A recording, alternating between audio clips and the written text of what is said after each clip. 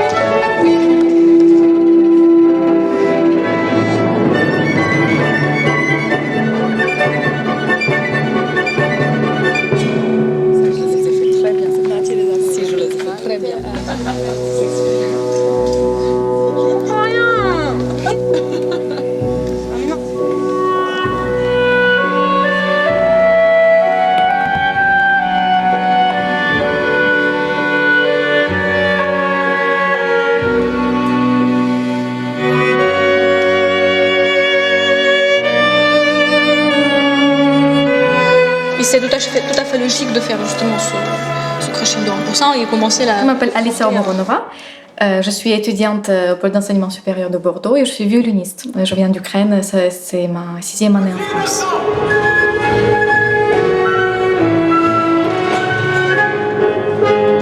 Je suis Eduardo Lopez, chef d'orchestre, compositeur, et je suis également, dans le cadre de ce projet, formateur dans les 2 institutions, à l'École supérieure de théâtre et aussi au pôle d'enseignement supérieur de musique et danse.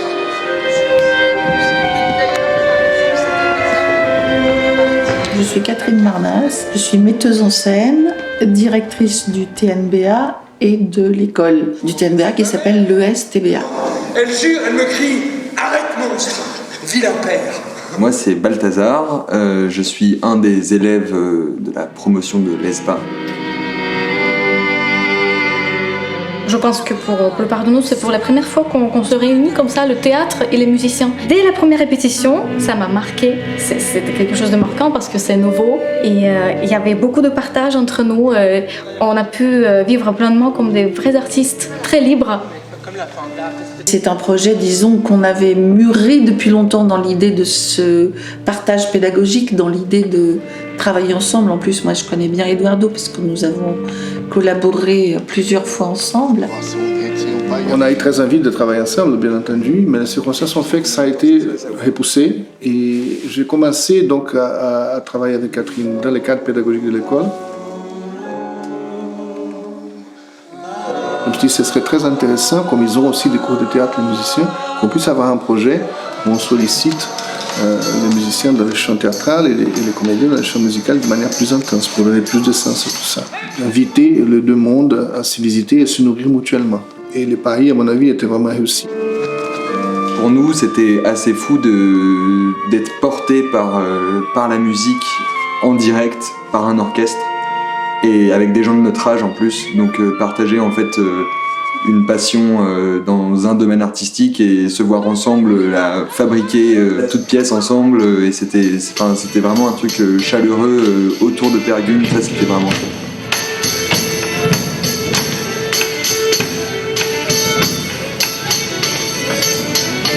Je dois dire que s'il n'y avait pas eu l'enthousiasme vraiment des 2 équipes, que ce soit les musiciens ou les comédiens, on n'y serait pas arrivé. C'est-à-dire que tout le monde a pris ce projet à bras le corps avec une autonomie et un plaisir absolu. Le début, les courses, elles sont beaucoup trop caricaturales. Ça fait dessin animé alors qu'en fait c'est pas le... C'est aussi la modernité du plateau qui appelle ce genre de collaboration. C'est-à-dire que les musiciens de fosse, bien sûr ça existe, mais il y a quand même de plus en plus de spectacles vivants qui font appel à des musiciens sur le plateau, que les comédiens aujourd'hui sont amenés à danser, à chanter, sont amenés à avoir cette écoute musicale, c'est-à-dire qui leur permet effectivement d'être à la fois dehors et d'arriver à maîtriser ces tempos-là. Et ça, c'est hyper important. Et je pense que ça correspond à la porosité aussi entre les arts qu'on voit de plus en plus. Les enchaînements entre le théâtre et les musiciens, c'est incroyable. Ce sont des vrais partages. Quelqu'un ajoute quelque chose, les musiciens reprennent. Les théâtres continuent, c'est cette ambiance. On a vécu une ambiance incroyable. Ça m'a déjà arrivé de participer avec un orchestre et de jouer Peer Gynt, mais c'est pas la même ambiance. C'est pas la même ambiance.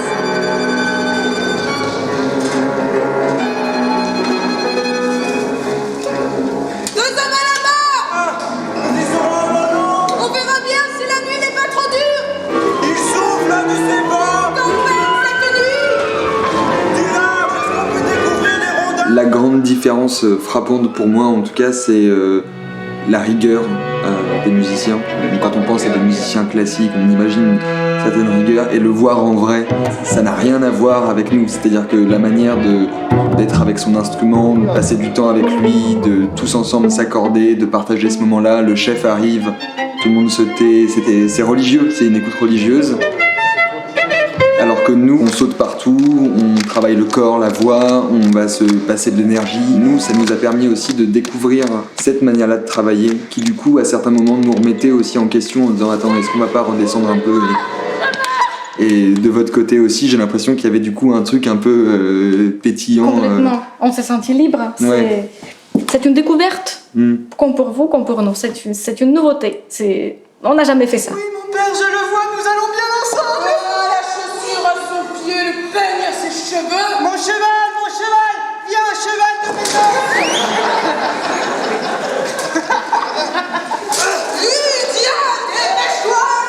Nous, 14, on avait tous les rôles à la fois dans le spectacle, donc c'était vraiment tout le monde joue Peer Gynt à un moment donné. Il fallait que Peer Gynt, le symbole Peer Gynt ressorte avec un t-shirt blanc, un jean et puis toujours ce bonnet.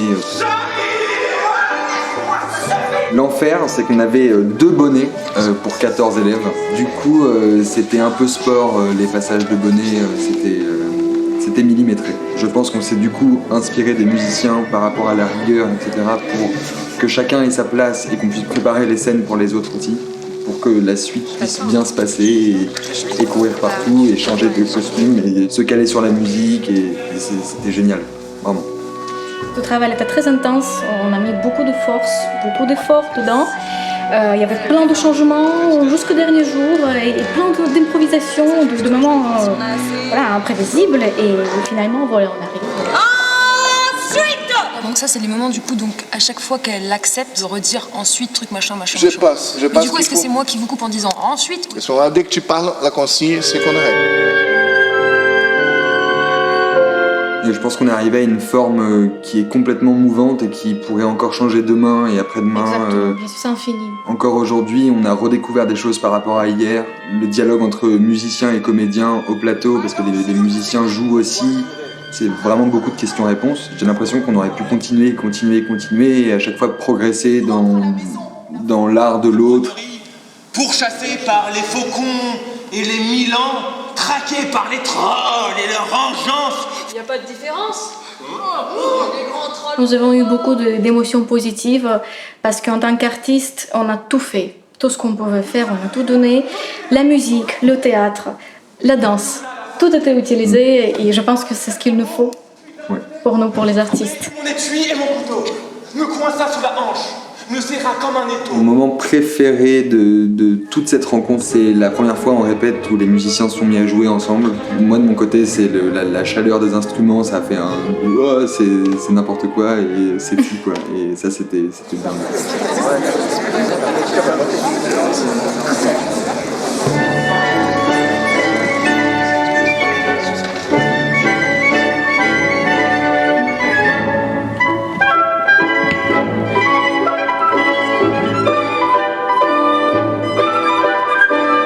Le jour de la première, c'est-à-dire que le partage avec le public, c'est essentiel. C'est-à-dire qu'au moment des applaudissements que le pari est gagné, pour moi ça c'est le moment de...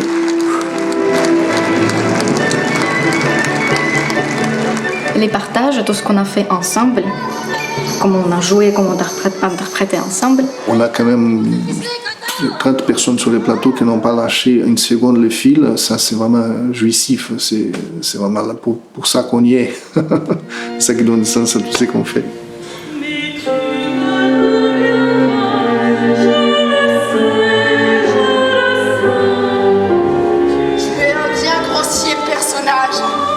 Alors, si tu ne veux me voir belle comme autrefois, chasse cette jeune fille. qui est là chez toi. Va-t'en, sorcière des trolls. Je vais t'enfoncer le crâne.